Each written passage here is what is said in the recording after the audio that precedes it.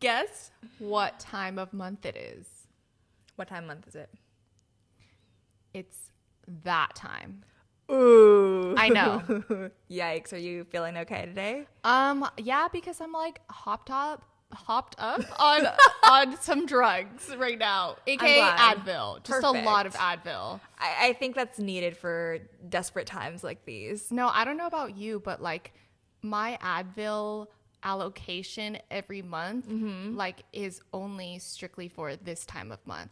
I try not to take Advil at any other point in my life. Because it's so concentrated during this every month at this time. Every day I take the maximum dosage of Advil. Janice. I know. I didn't know that about you. Oh my God. My cramps hurt so bad that if I don't, I'm in bed paralyzed, crying. Wait, is this why you're sitting on this towel?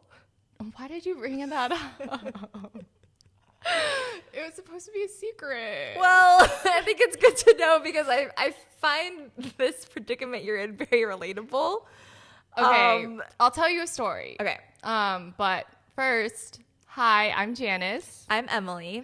And this is 4 Years Later, where we talk about the unglamorous parts about being 26, Asian American, all 4 years after college. Literally so unglamorous right now. Like we are upping the unglamorous. Okay, but I feel like with the towel, this is preventing a horrific situation. Like this is almost gonna look like, I don't want to reference No this, one can see the towel, Emily. Yeah, but I'm saying that like I think you're smart for having the towel because if you didn't have the towel, you could be like me last week when it was my time of the month, and I felt so embarrassed because I haven't had to like get on my hands and knees and scrub something since my senior year in high school.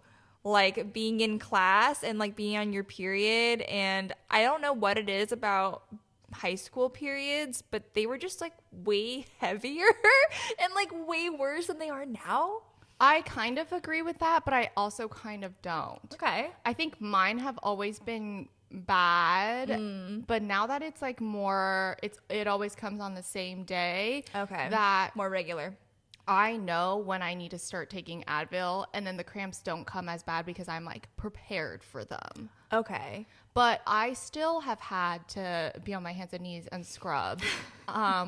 I used to, well, you're right about the scrubbing though. It's gotten a lot better, but sometimes like if I just shift in movement and things like are going, it's done. Like yeah, it's like I fucking feel it, lava. It's over. Like the floor is lava kind of situation where it's just like done. But I'm sitting on this towel to protect the furniture. Yes, I love that. Double layered.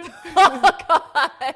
Because today is day 2. Oh, we hate day 2. Day 2 is like what I think every guy thinks is day 1, where it's just like going. But day 1 for me is like a drop. Just to be like, hey, I'm here. Like, hello. Be ready. Nice to see you again. Yeah. I feel like my day 2s. So like, okay, when I was in high school, my flow was like really horrible. Like it was unbelievable. I didn't even know I had that much blood to like out yeah, of you. like I was able to still survive like with this much blood leaving my body. But then I went on birth control, and then I think birth control regulated me a lot, and I didn't have to be on, or I just like didn't have as bad of a time. But I mean, you never forget day 2. Going back to the birth control thing, I'm experimenting with birth control at the moment, just because not in a non-safe way, like more like for the reasons of my mental health and like my emotions and like wondering how much birth control is affecting your ability to feel something. My ability to feel something. I'm worried that it's like numbing me out a little bit. And so anyways, I like how you put it in your text was, I just want to feel something, Janice. So I'm not going to take my birth control for a month. And my therapist said it was okay. No, I thought she said go back on. Oh, she said to go back on it. Yeah, I had a weird week, so she told me to go back on. But anyways, I haven't been on it for a month, and like in my observations, it's been an emotional like last couple of months without it. I'm not mad about it. I think it's like a good learning experience for me, and like I will eventually go back on the pill, but it's like a good experiment. But like when you go off the pill, it's not just about your emotions. It's also about like what happens physically. And I'm noticing some of the physical period traits coming back to me from like high school and stuff. Like heavier flow. Like heavier flow. And so when I was taking a shower like that week, I like didn't think twice about it. I was just like, yeah, like I have to take a shower and I happen to be on my period. But like getting out of the shower and like I think I felt just like you used to in swimming. It's a race. I'm like, I need to like hurry up and dry up, but I can't dry off my leg because what if I get blood on my towel? Then I'm gonna get blood on the bath mat, and I'm like running around like trying to get my underwear on and like yeah. It was really stressful. And of course, yeah, like I literally got blood on the floor. So you always have to look back. Yeah. And like make sure to clean up your tracks. Yeah. I'm constantly like looking down, like, am I okay? Like, am I dripping anywhere? Answer, I was. I mean, I have so many stories about me just like getting it all over the place. Like when you're sleeping and I double layer and it still happens. Yeah. I have to use, my mom used to make me keep an extra toothbrush and I would scrub the bed sheets. You had a bloody toothbrush? Yes, I had a period my God. toothbrush and I would scrub like everything that was like your underwear, if it gets on it, scrub. Yeah. Wow. With shampoo, and there was a whole and I used to pack for trips knowing that I'd be my period during the vacation or whatever. Yeah. I have to pack like triple the underwear amount you never that know. I'm going. Yeah. Like triple the days of underwear. That's crazy. And it happened the first time I got my period was actually on a flight. No. And How old were you? I was in middle school, I think. Okay. I don't remember what age, but we got off a flight. I remember coming back home. Yeah. Got off the flight and my stomach starts to hurt so bad and I'm crying. I'm like, what's happening to me? Whoa. And then my mom's like, okay, I think we need to go to the bathroom. Oh. And we go to the bathroom. Were you just It was actually only like a few drops, I think. How did your mom know? I don't know. But she usually, like, when I was young and something was like wrong, she would go just in case. Yeah. And she was like, okay. And I was like, what's happening? And she was like, let's just like, everything's fine. Let's just figure it out now. And we just shoved like a wad of tissue in my underwear. Oh. You know when you have to do that? Because like you're at work or you're a public place and you don't have a pad. Because you didn't think that it would come that day. Yeah. And you literally just have to waddle around. Yeah, literally. Trying not to move the wad of tissue. Yeah, and hoping it doesn't get soaked through and then you bleed through your pants. Yeah. Yeah. But I've also terribly leaked on an airplane before and I got up. On a separate time? Yes. No. Through my sweatpants and my sister was like, Janice, you have it. And I'm like, what do I do? All my clothes are in the suitcase, not in my check-in. They're like checked into the... Right. And she had a jacket and we just had to tie the jacket around my waist to cover it all up. And then your mom and your sister were just like on your sides, like trying to like Yes, cover my you. bodyguards. Oh my God. I had a similar experience. And when I was in like middle school and high school, I used to carry a messenger bag instead of a backpack. And it saved me so many times because the messenger bag is like, it's pretty big, you know? So it can like cover my entire butt. That's so smart. And it can go lower. Yeah. So it worked and it saved me so many walks home. I would just like have it on my butt and like it would just cover everything. And I would just like walk really fast home.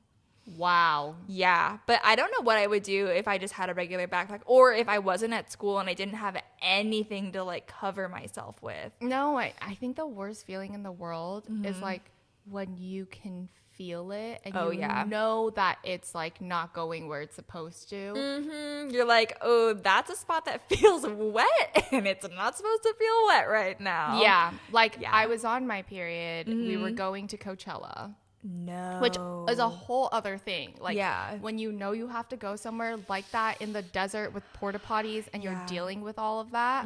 But I was on my period and we were like driving, we stop, we get tacos and we're standing there and I feel it. Oh God. Was it bad? It was bad. And my friends were like, oh wait, no, it's fine. But then I was like running to the car. I was like, I know. It's going to get worse. Yeah. And I literally had to hide behind in between two cars, like take my pants off and like clean it up. Oh no. Did you have other things to wear? My friend had a giant sweater that I could wear. Okay. And then in the car, I was sitting on a towel that I had brought. Okay, for this emergency. Yes. Okay, good for you. So yeah. thank God that Thank that God. happened. Yeah. But it was so embarrassing because everyone was there and I never had to, in public, like there's no bathroom, Yeah. do that. But you know what's so interesting is like I feel like every girl can relate to that story, or like any story where like you're just freely bleeding into your pants, where like we've all had that happen to us. Like all of us have had that experience before, yet it feels so taboo to even like speak about it now or like to share with like other women. But it happens constantly. So many stories. What's like, the worst story you can think of? Honestly, okay. So there's this Asian belief, and I don't know if this is true, but it's like there are foods that are cold and hot. Mm-hmm.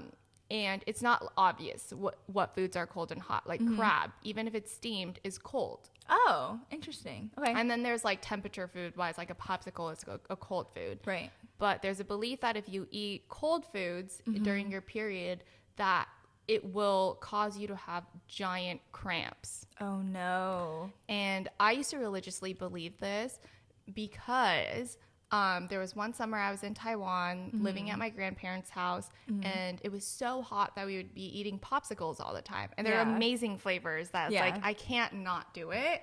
Right. And one day I woke up and I was sweating and crying and dry heaving. Oh my and God. My legs were wrapped around the toilet and I was like screaming, drenched in complete sweat. My mom and my sister were taking shifts, putting hot water towels or like heated towels on my stomach God. area.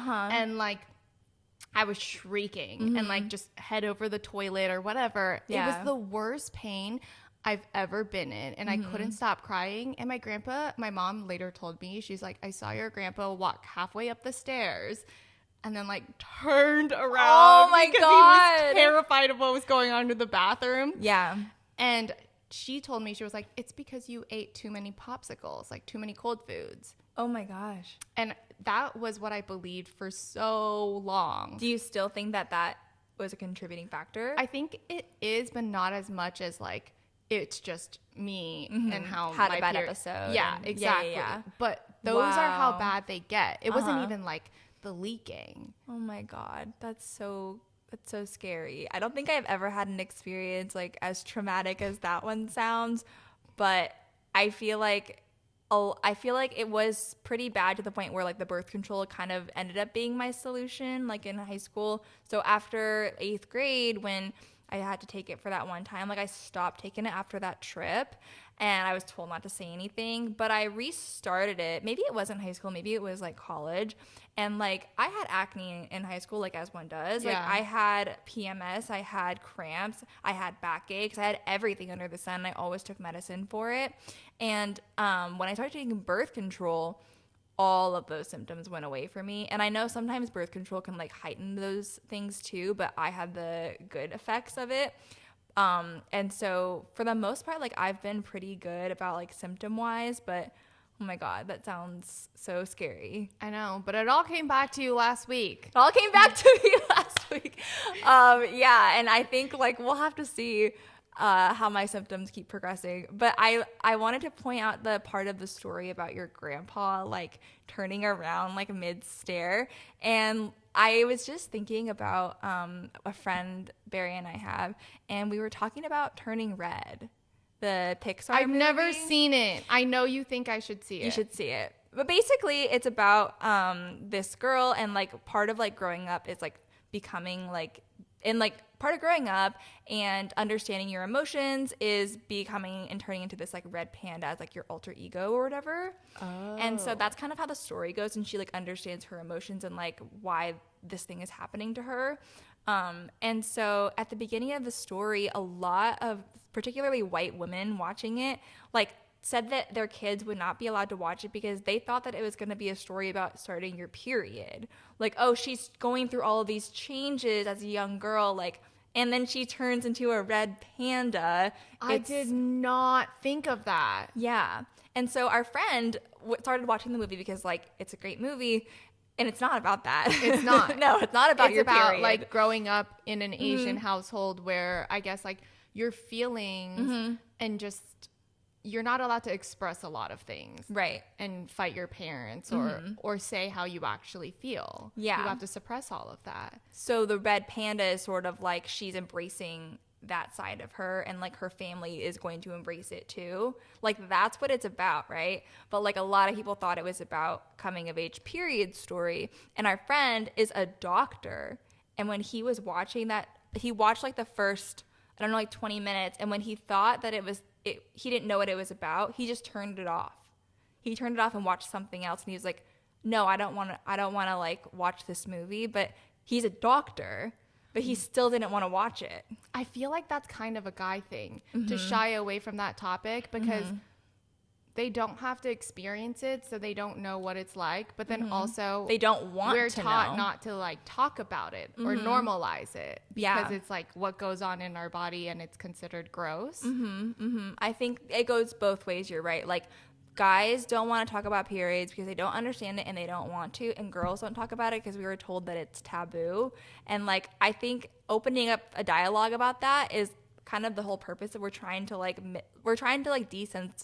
destigmatize this topic, because it's something that we literally are going through today, like right every now, single month. and every single month. Agreed. Yeah. So I can totally understand how scary it is to tell a guy about it because I've always had these really bad cramps. I've missed job interviews because of it, and I had to say, I couldn't be like, I had a really bad stomach cramp, because I don't know if it's a guy who's going to be interviewing me and if he understands that. Right. So I always said it was the flu or something. But when I started working, Right. and you have to show up to work every day and you can't skip, Yeah. you can't always say I ate something bad and I have a stomach bug or whatever. So you have to be honest. Yeah.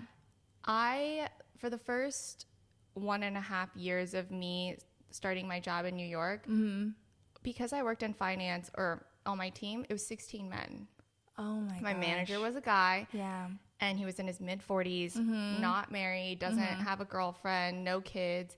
And I had to sit him down and be like, listen, once a month, I'm going to need to take time off. Yeah. Because of can't. that time of month. Yeah.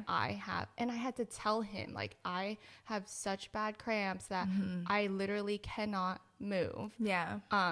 And I was freaking out about telling him. Of course. Yeah. And like hoping I don't say too much. I was preparing for this talk for like 2 weeks before I could actually do it, and like rehearsing it with my dad. And my dad was like, do you actually have to tell him, or is there like a policy that every company has about girls' periods? And I was like, no, there's no policy like that. Yeah. And so I told him, and immediately as I was like saying it, he was like, okay, cool, got it. Like, no, no, kind of dismissed it. Yeah. And then every month when the cramp comes, I didn't even know what to text him. I couldn't be like, my period's here. Oh, yeah, yeah. I always said, hey, sorry, I'm having stomach cramps. And I think that's when he got it. I see.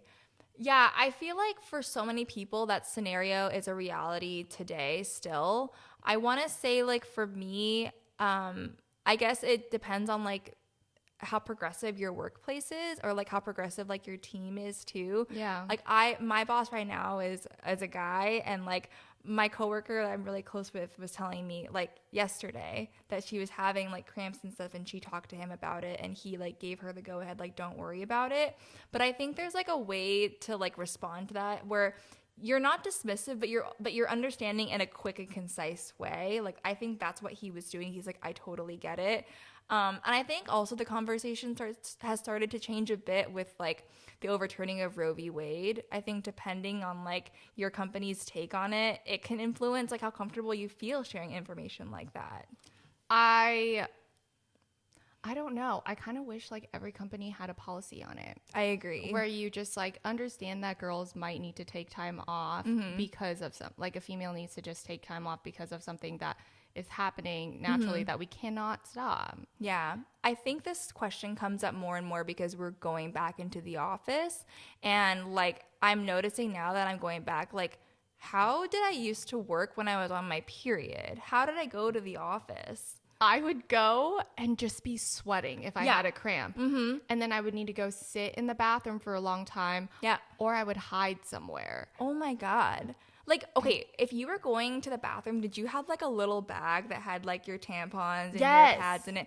And it like, it almost makes it more obvious that you have this little bag and you're taking it to the bathroom. Like, okay, everyone can see me right now. I might as well just wave my pad around in the air, you know, like. And if I didn't have, like, I was carrying a really small bag and there wasn't space and I just had to have like one tampon or like one pad. Yeah. I would literally take it and like hide it under my shirt really quickly. Like everyone could see with that. Like I was hiding something. I was looking around to make sure that no one was looking in my direction, and I would like slip it in my like back pocket really quick. But I like now when if I have any cramps or if I'm just not like feeling myself on my period, like working from home so easy. It's so easy to deal with your period from home.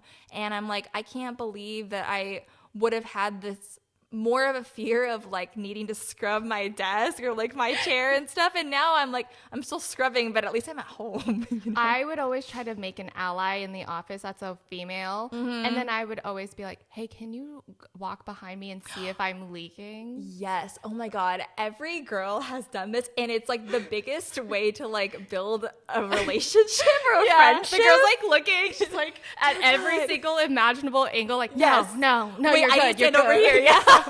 You're good. And then this bond is like formed from like womanhood. Like, yes, like you and I, like we get it. Same when like your period comes unexpectedly and you have nothing to help you in that situation. Yes. What do you do? Yeah, you have to go and talk to one of your girlfriends. Like, anyone here have a or tampon? A random stranger. We, at my old job, we actually had a Slack channel specifically for the women in the office. So if you did need like a feminine product, you could just message anyone have it. And it doesn't have to be so sneaky. It's very discreet. And you can say, yeah, let's just meet out by the bathroom. That's amazing. We never had that. I would just like go up to someone.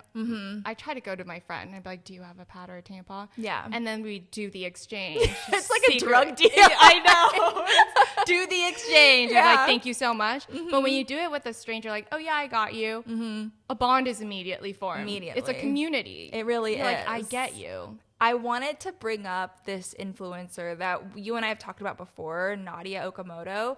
And I feel like she's just making so many strides in so many ways in like the period world, like as an Asian American woman, like being an influencer, but like talking about a topic that's like kind of a no-no to talk about, especially like with such a big platform. I think she has like multiple millions of followers now.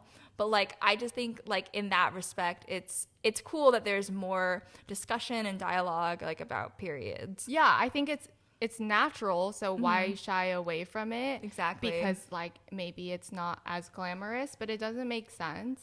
I like the fact too that she's Asian, because I think when you're Asian, a lot of things are more taboo than normal. Exactly.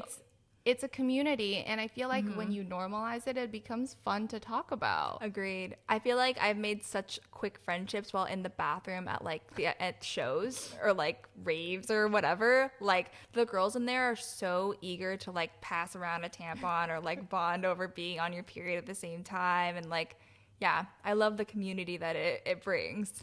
Do you want to talk about a couple of like period questions? Yes. So we were just on TikTok live. Yes. Before the show, which was so fun. Yeah, if you're not following us on TikTok, you should. Definitely. And we're telling everybody about what we were going to talk about. And one of our friends, a guy, he says, like, what he had a lot of questions. He did, yeah. Which I think is great. I would love to share. Yes. And just like, exactly. You know? So the first one is, what hurts more? And I don't know why he thinks that I would know this, but what hurts more, like a period cramp or a guy getting kicked in the balls? I don't know what getting kicked in the balls feels like. And guys don't know what it feels like to have period cramps. But this was my answer to him on the live, is like, I feel like guys have normalized like making it really dramatic for it to be painful to be kicked in the balls. Like, I'm sure it's painful. Like, I'm sure it is. But, like, I don't know, man. Like, every time I see a guy, it just feels like this, like, they're in an act. Like, they're, like, suddenly, like, healed over, like. But it's also, it's like, it's over very quickly. Compared to a period That's cramp, true. it's like, it could be a whole day of nonstop cramps. Yeah, exactly. And also, like, the likelihood of a guy getting kicked in the balls is so low, but the likelihood of us having period cramps is extremely high. It's once a month. It's once a month, yeah. I think I would agree with you. I think that the pain that we experience is longer lasting and routine. And my thought was like, you know that TikTok challenge during COVID when everyone was living at home? And there was, it's not a challenge, but there was like this stimulator thing that would stimulate a period cramp. Yes. And girls would put that on guys and they would immediately like they're on the keel floor. over. Yeah, they're like rolling around on the floor. And it was like, yeah, that's how it feels every month. And I think like that kind of reaction means that they've never felt pain like that before. I just feel like women are so much stronger than men in like every possible way, and like this is such a good example of that. Yeah, and I guess apparently, I don't know, boys want to know like how badly it hurts or like how much blood is out. Yeah, he was saying like, do you think that, or he was saying, does it hurt when you bleed? Like, does the act of bleeding hurt? Because in any other way, right? If you get a cut or like something happens to any part of your body and you bleed, it's That's true. It's painful, but like the process of blood like leaving your body, like in the period sense, it's not painful. No, it's not. Yeah. What are some things that you think boys should take notes on? I feel like boys should really understand the severity of the situation and like how much grace and kindness that we, one, need to give ourselves during that time, but two, maybe that they should give us. Like more support. A lot more support. Bring me food. Bring me food. Like, bring me flowers. I want to be treated like I'm on my deathbed, but I'm on my period, you know? Like, I feel like... Because you literally are. You're laying down and you can't move. I'm bleeding. Like, constantly. Like, it's gushing out blood. I need support. Okay, but when you're dating a guy, do you tell him you're on your period? I think, like, it has to come up depending on the activity with the guy. If we're just hanging out, like, I probably wouldn't say anything, and I, like... If it wasn't going to interfere with the conversation or with, like, what we were doing, I wouldn't say anything. But what about, like, that week before where you're PMSing or, like, you have things that really trigger you? I think I'd be scared to say something if it's someone I'm, like, first starting to date because I'd be afraid that they use PMS later on as, like, a weapon to me. Like, you're right. Like, that's how they would justify it. Like, yeah. And that's what I didn't like. It's like when you... tell a guy and then it's like, okay, this is how I'm feeling. I'm always scared they're going to be like, well, I'm not going to take this so seriously because it's just her PMS. I'm like, no, my feelings are legit. Exactly. And like any type of argument that comes up, it's going to be like default. Wait, what time of the month is it? Like, that's why I'm always afraid to say it. That's why I try to always control my emotions so that he never thinks it's because of the PMS. But then I'm like, why is it on me? Right. So I think for the past 40 minutes, we have really, really shared the unglamorous part of being in your mid-20s. Like, we have committed to this unglamorous thing. Absolutely. And I hope that by talking about periods so freely on our podcast that it makes it a little more normalized for anyone listening, and maybe it'll make you more comfortable to talk about your period with the people that you love in your life too. Yeah, and just hearing our experiences at work and in dating, I feel like every time someone's more open about it, I feel more comfortable either talking about it or like being open with people at work about it too. Agreed. Yeah, the more we talk about it, the better it'll be for everyone.